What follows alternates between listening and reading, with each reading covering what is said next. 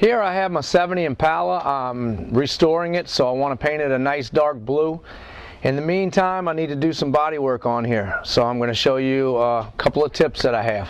This is the weld on the car. They have a trim piece that covers over that, but what I don't like about these pieces is water gets behind there and eventually rusts an old vehicle like this. I sanded it down, I took a wire brush, I cleaned it out real well, and then I sprayed a rust neutralizer in there. Once I finish spraying that, I let it dry for 24 hours. I'm going to knock all of it off the top edges and get it back to the metal, which will just take seconds. That leaves the rust neutralizer in the little bitty pits to try to keep it from coming back. This is where the emblem was. I personally don't like the emblem because when I go to polish my car, wax and things get caught in there and the buffer can't get close to it, so I just like that smooth look anyway. Okay, before we get started on that, I want to show you what I was talking about with the wire brush. I use the wire brush with a 4-inch grinder. It works a lot better than a drill. You can get 4-inch grinders at even Harbor Freight that can do this. The wire brush on here turns a lot of RPMs and it gets in there really well. This is also an option. This is a little sanding pad that goes on here. It's a bunch of little waved pads that are in on this disc. So it's real aggressive when you want to take paint down. My favorite tool is the Porter Cable sander / polisher.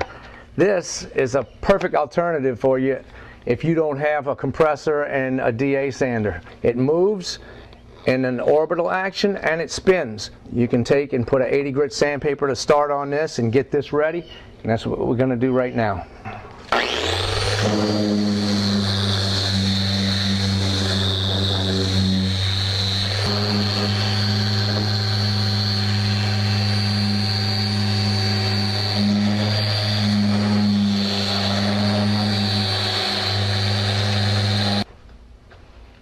Next thing you'll want to do is make sure you have these areas right here real clean. So I take the drill bit and I'll run along these holes and I'll clean up that edge so make sure we don't have any trash in there or something that will keep it from sticking. Same with these holes. I drill around them, clean them up. That cleans the edges up real good. I'll take and just tap all around here, and that way I have something to adhere to. It puts a little divot in there, so when I put the Bondo, it doesn't just sit right on that hole and pop through. It has something to grab a hold of. This is my Bondo glass or Bondo hair. A lot of times people call it kitty hair, and it's a fiberglass filler mixed in here with the Bondo, so it really grabs well and fills up large gaps well.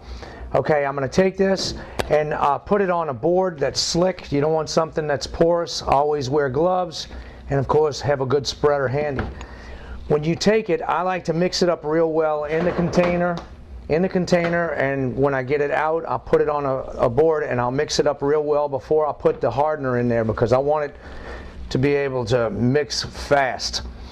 Do not do this in the sun. If you put the hardener on there in the direct sun and it's hot, any of this has heat on it, it dries up real fast and hardens up fast and you can't work it. So I'll take this in the shade and I'll put just a stripe across here. That's the way I do it. I think this is enough for this. I'll just take a little mound and run a stripe across. You can look at Bondo's instructions, but this is the way I do it and it's always worked. Now it's mixed. It's like a grayish brown color. Make sure you don't see those red streaks too. You want to get all of that out. Okay.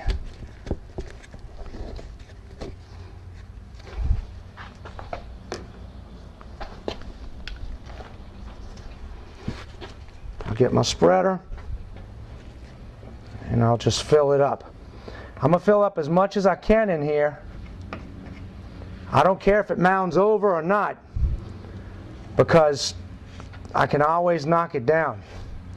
Eventually I'm going to have to fill that whole area anyway, so it may take a couple of times to put this on here before I go to my regular Bondo.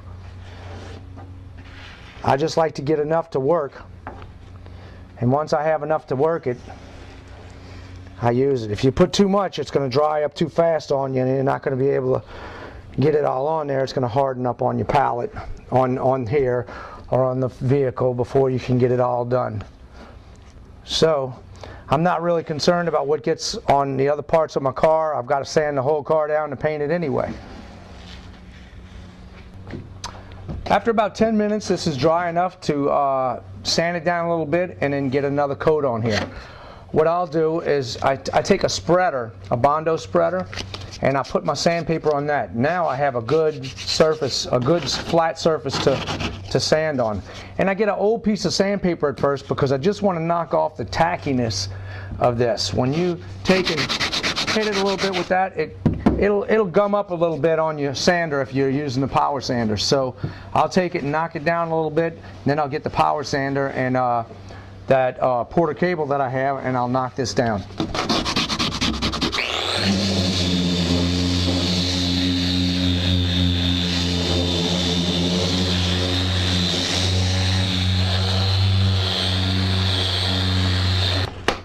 This was an older pad that I started off with. If you find that this pad is not is worn a little bit, don't keep rubbing it on there, because you'll start heating this up and then it'll peel. So you want to get a good fresh pad when you knock this down. This is a little worn. I just want to show you. I knocked it down a little bit. I'm going to take this off, put a fresh pad on. Got a fresh pad.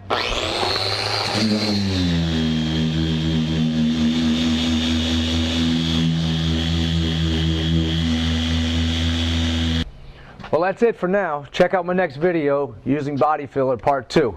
See you later.